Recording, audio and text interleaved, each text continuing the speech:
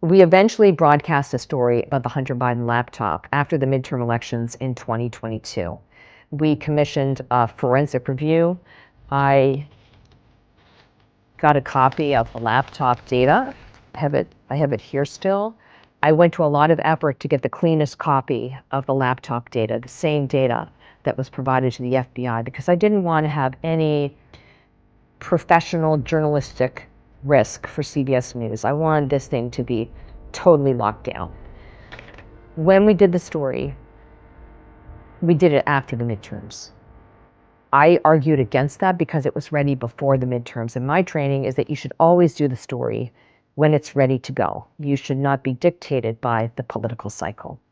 Once we got the laptop story on the morning news, I felt that there was so much there that we could still do. For example, in the text messages, there's unfortunately the use of the N-word, the liberal use of the N-word.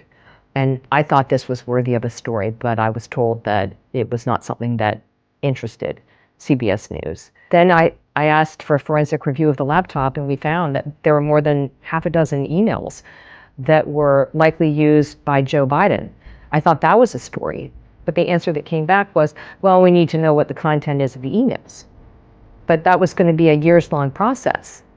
So there was no way. So there were a lot of reasons I was told not to do it, not to pursue it. I spent a lot of my time at CBS following the Hunter Biden story. And one of the things that really struck me is this kind of disconnect. I didn't understand how a senior executive like George Cheeks could tell me that this was a high priority for the network and for his boss. And yet the executives at CBS News, show producers, anchors could refuse that. I came to the conclusion that they must have felt that they were more powerful than George Cheeks, which was astonishing to me. I'd never worked at a place where a directive from the top would be so defied.